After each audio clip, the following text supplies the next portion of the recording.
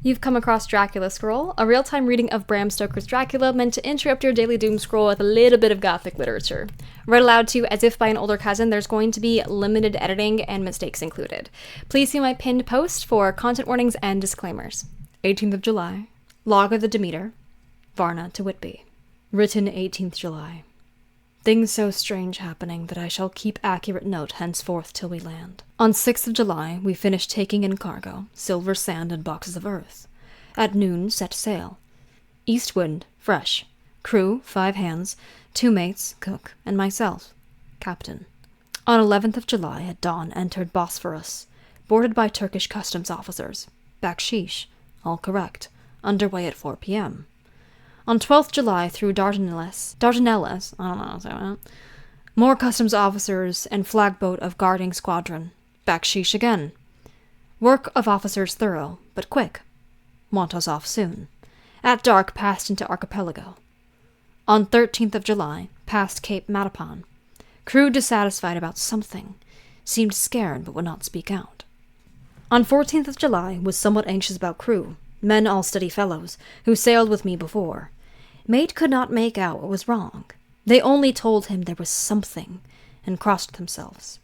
Mate lost temper with one of them that day and struck him. Expected fierce quarrel, but all was quiet.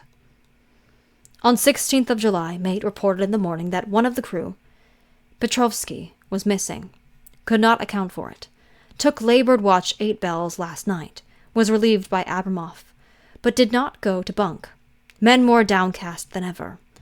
All said they expected something of the kind, but would not say more than that there was something aboard.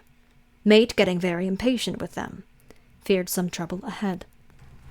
On 17th of July, yesterday, one of the men, Olgarin, came to my cabin and in awestruck way confided to me that he thought there was a strange man aboard the ship. He said that in his watch he had been sheltering behind his deckhouse, as there was a rainstorm, when he saw a tall, thin man, who was not like any of the crew, come up the companion-way and go along the deck forward and disappear.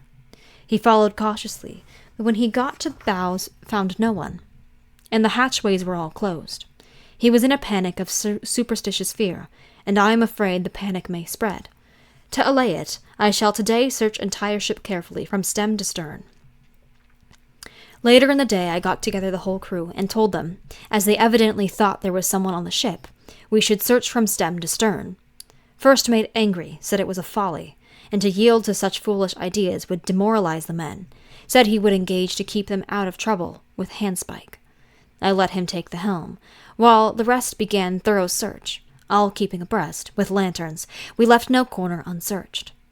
As there were only the big wooden boxes, there were no odd corners where a man could hide. Men much relieved when a search was over, and went back to work cheerfully. First mate scowled, but said nothing.